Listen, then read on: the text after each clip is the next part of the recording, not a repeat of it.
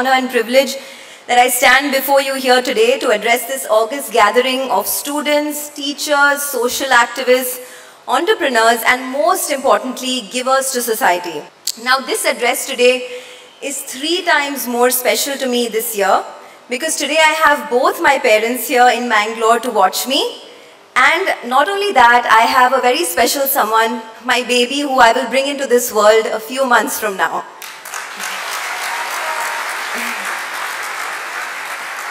So thank you to each and every one of you for giving me this honor today. Now, just as I am eager to prepare my child to enter into this world full of opportunities, all you students here are children of the foundation of Prerna, who are eagerly waiting to let you spread your wings from the womb to the outside world. Now, you are like the unborn child that I hold inside me. What would I tell my child as it enters this world? Well, for one, today's children are much smarter than us, so they don't need to be told anything. They will teach you a thing or two about what is to be done. But you are the children of our future, our hope for a better tomorrow, and my hope today is to be of any inspiration to even one of you who is feeling down, burdened with the pressures of adult life. So I have 2 themes for today, and I promise to keep it short because I know it's going to be a very, very long day for all of you. Now, my first theme for today is the benefits of failure. Yes, you heard it right. As you step into the real world to achieve success, here I am talking to you about the benefits of failure. Now, this is a theme that I've noticed a lot of big achievers who have inspired me have spoken about in the past. Now, I myself have been a student of failure. I got rejected from 3 companies and 2 newspapers before securing my job at Reuters and eventually at CNBC TV18. It was a long and very tough journey to secure the job of my choice, but I never gave up despite endless rejections. Now, looking back at the 16-year-old I was more than a decade ago, is a slightly uncomfortable experience for the 31-year-old I have become today. I was always told the right thing to do is to go by conventional wisdom, become an engineer, become a doctor, as it is a sure shot recipe to success and money.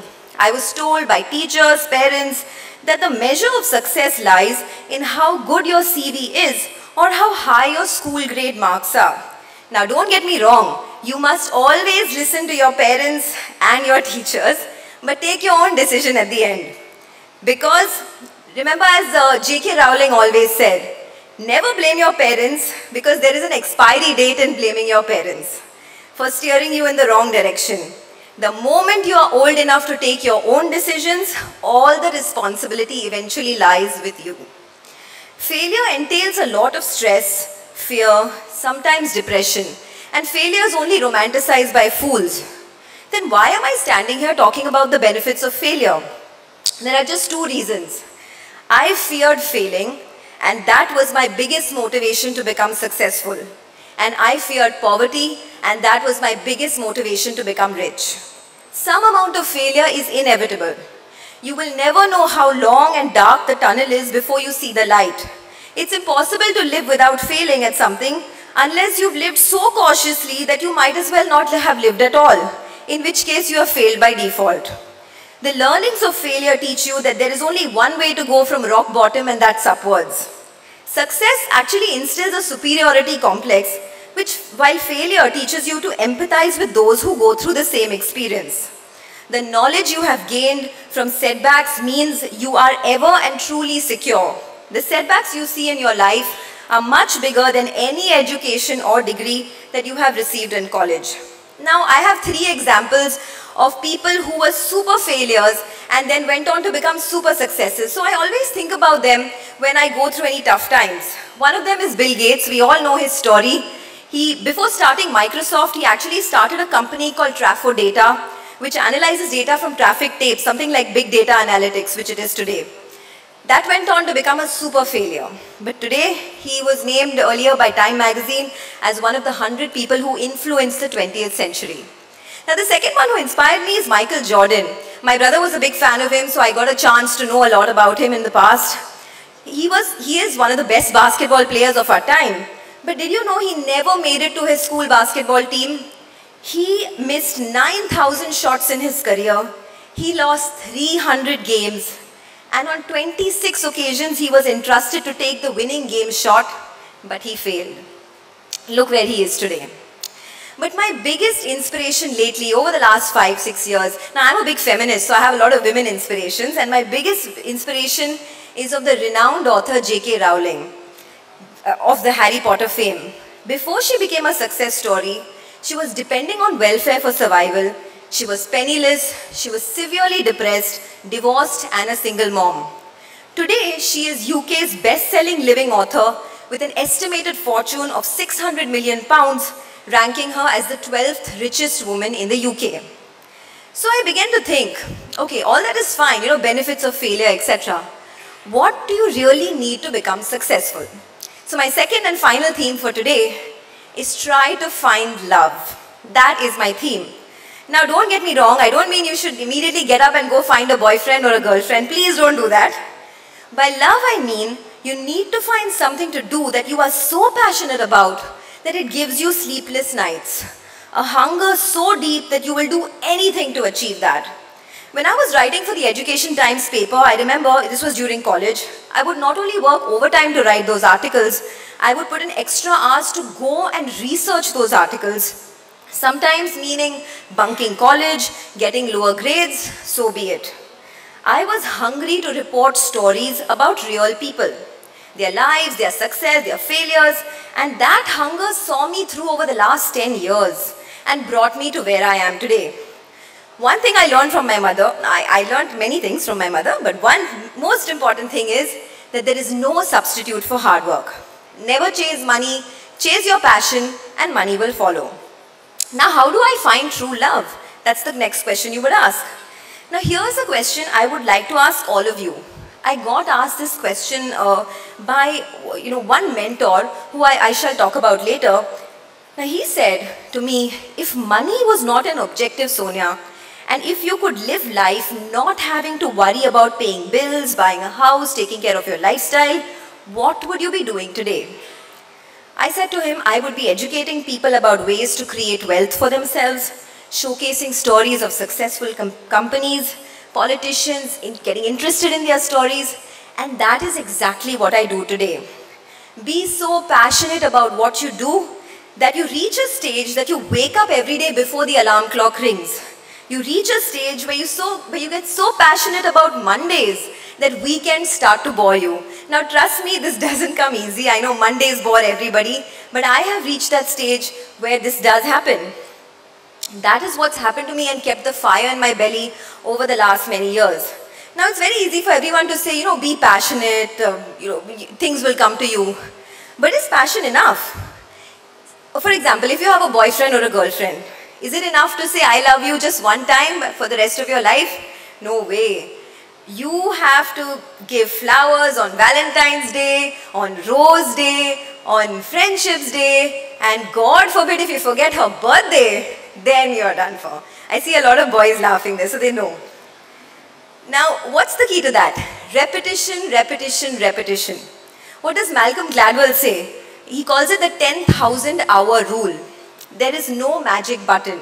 You have to keep doing the same thing again and again until you become successful at it. How do basketball players make the cut? Kick the ball, catch it. Kick the ball, catch it. Kick the ball, catch it.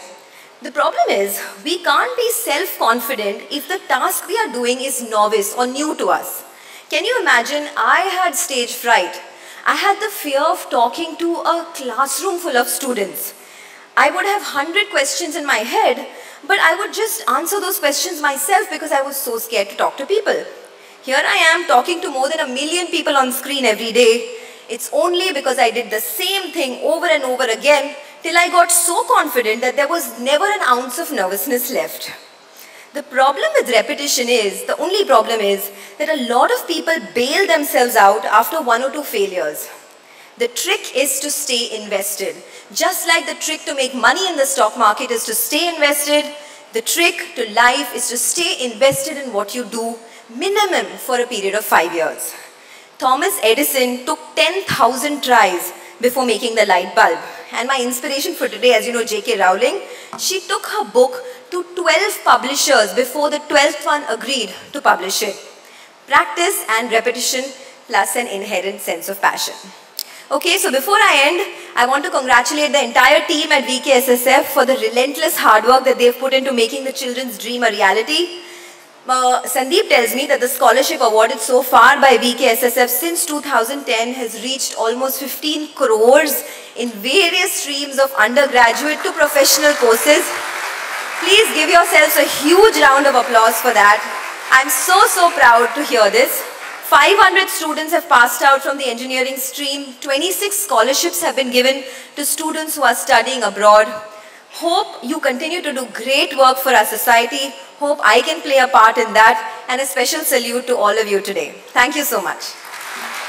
Thank you for your kind and inspiring words. It's really beautiful the way you put out the meaning of failure or love. Or it's really mesmerizing. Thank you so much, Sonia.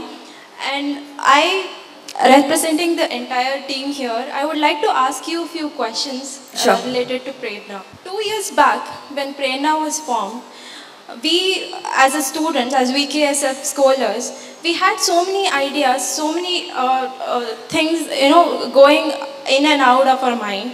Like we were struggling to to figure out whom should we call, or what should be the format, and all these things. While we called out many, you were the very first one to say yes, and we are so delighted to have you back here with us. So the very news that you're going to come here for the second time got us all excited and pumped up to hear more from you.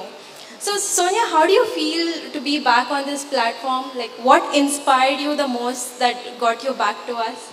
So, I must tell you honestly, I feel like I learn more from you guys when I come here than you take away from me. I was just telling Mr. Bambolkar that I'm so looking forward to his speech, because last time when he spoke, it really inspired me to go back home and rethink if I want to start a business, because he started from a very small, very humble background. If I want to start a business, what do I need to do? How do I need to go about it? Similarly, I'm excited to hear what Shama has to say, because she runs a huge business herself. So there's so much to learn from this platform. I think we give 10%, but we get 100% in return, and that's why I'm back here today. Yeah. Sonia, time and again, you have managed many events and shows of different size, scales, and concepts. So what would your suggestion be to us scholars who are not so experienced and we are still experimenting different ways of conducting the event, so that Prerna remains relevant and maintains its draw in the coming future? So what are your suggestions to us? Well, I must tell you honestly, I'm married to an event manager. So we do events for a business. And whenever I ask him, how do you come up with these, what gives you inspiration? He said, imitation is the best form of flattery. I look at what the Oscars are doing. I look at what the Grammys are doing. I look at their sets. I look at how they, I know aping from the West is not the best thing to do, but learning, watching, reading is something that you must do. Look outside of your horizon. Your horizon is small because you all are, Bangalore, Mumbai, India. There are so many events happening world over. So just keep reading, keep learning. You're doing a great job anyway, and you have Sandeep to handhold you. So you don't really need any more advice. Yes. So scholars who graduated from WKC had formed this VKSSF Alumni Association in the year of 2014. So ever since then, with the constant support of our mentors, we've been trying to build a strong network of professionals. So you've been with us before here, and how do you think that Prerna has evolved in 2015 and Prerna now? Do you think that we need to do any other changes, or how do you apparently, do you like the interaction that you have with us? Yes, of course. In fact, I was telling you yesterday that things have really progressed so much over the last 2 years since I was here last. And Mohan sir was asking me, would you hire any of these people? I said yes, at the drop of a hat I would hire them because of how bright they are. And they are the future of tomorrow. So you guys are making great progress. I would just encourage all of you to become a little more self-confident, because that really is the key. I have seen over the last 10 years that people who even have half-baked knowledge, all they have to do is just be confident about what they're saying, and they can glide through the the troubles that they have. So just be confident because you'll have the skill set, you'll have the education, you'll have the nature. You just have to be confident about what you have. And trust me, you are no less than anybody else out there in the world. All you have to do is have faith in yourself. That's beautiful, Sonia. Thank you for your kind suggestions. Like Prerna, as the name itself suggests, it's a motivational event. And every year we get to listen to people who have marked their presence in history, who have made things possible and who have made it differently. So this has given us a strength to fight the odds and achieve something that at some point of time we thought was impossible. So we have with us about 10 scholars who have actually come up with brainstorming ideas, asking for mentorship and funding, and 100 more who are in the path of achieving their dreams. So this itself marks the success of the event. So there's an adage saying that the revolution has always been in the hands of the young, and the young always inherit the revolution. And so is the objective of Prerna. So anything that you would like to say in the final note for Prerna? Well, I just want to say have a great function because it's going to be, I know, a great day, a lot of learning, etc. And yesterday I myself learned that you have been a part of, you were applying for the Navy, you are now going to apply for the Army as well. So, you know, there are these smaller stories. Please give a round of applause to her because she's really done a lot of hard work. And this is just one example. I won't be able to talk to all you students here, but I must tell you that you guys inspire us much, much more than we inspire you guys. And we get the energy from the combined energy of all of you students. So have a great day, and I'm so looking forward to the rest of the day. Thank you. Thank you, Sonia.